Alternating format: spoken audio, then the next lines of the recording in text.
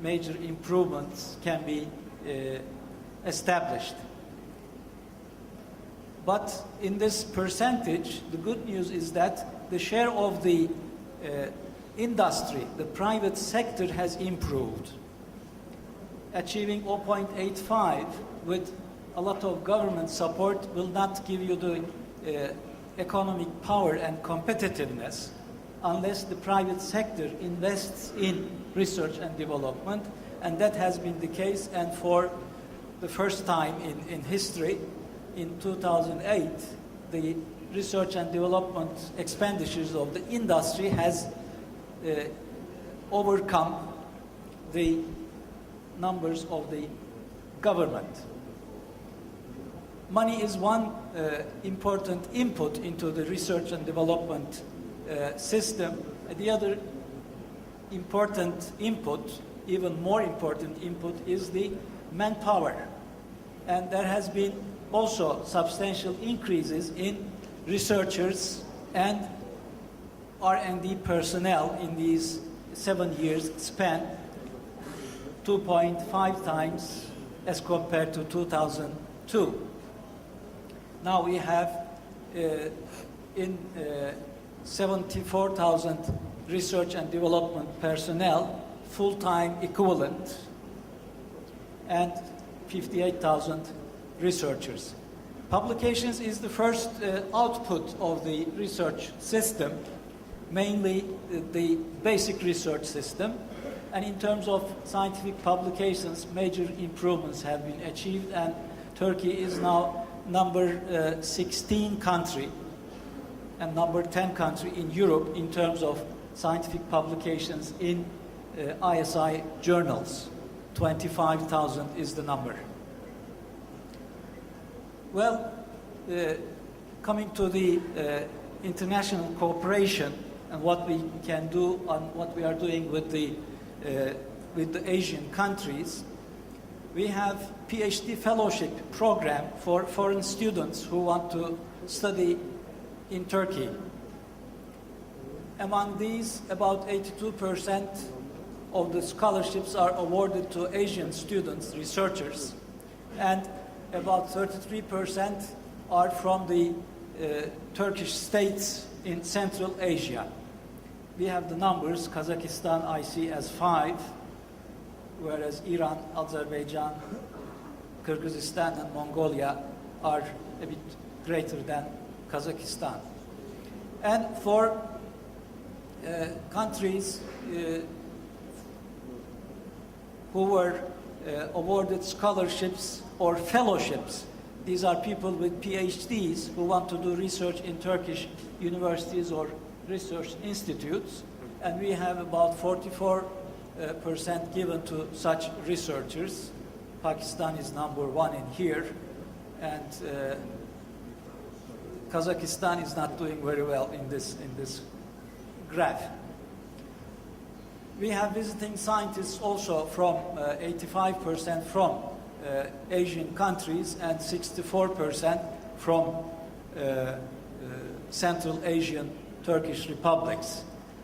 Regarding international cooperation, TÜBİTAK, the research institute on my research council, acts as almost like a department of the Ministry of Foreign Affairs for Science and Technology, and therefore we have some policy for international science and technology cooperation and regional and as well.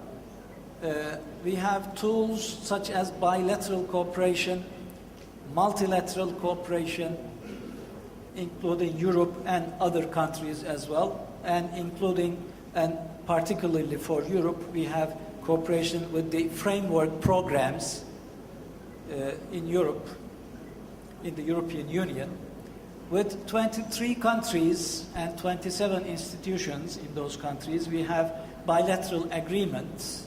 I will come to Kazakhstan later. And for global organizations like OECD, NATO, United Nations, we have cooperation. For regional organizations, Organization of Islamic Countries, Black Sea Economic Council, and European organizations We are a member of almost all European organizations. Our participation in the European Union Framework Program in FP6 and FP7, we have almost 100% increase from those two periods. And in the progress report, the research and development of Turkey is considered equivalent to whatever the European standing is. Regarding the Turkic states, we have a Turkish-Kazakhstan cooperation agreement which was signed in 2009 when the presidents met each other. This is in the ratification process in the parliament. A memorandum of understanding between my institution and National Innovation Fund, which is the host institution here, has been signed in 2010, which is in effect, and we have ongoing discussions with Azerbaijan and Turkmenistan for signing bilateral agreements. We have the Council of Turkic-speaking countries. We represent Turkey in science and technology in that countries, and within the time given to me, this is a very brief summary of what my institution is doing and what are the prospects for cooperation with the Central Asian Turkish republics. Thank you very much.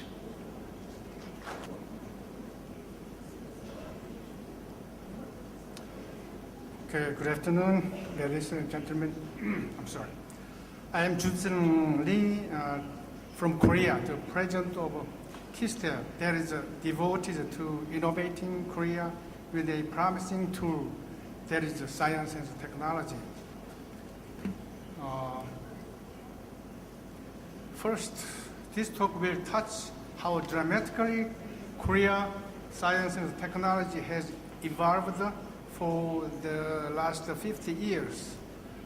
The next are regarding what challenges will be there for the next coming 50 years and how we are being prepared for them in the name of a national R&D strategy to overcome those challenges.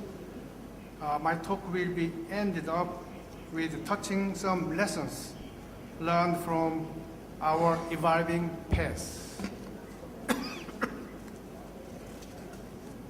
Korea has experienced a dramatic social, economic change since the last 40 years, transformed from poor agricultural country into one of the big economic country in the world.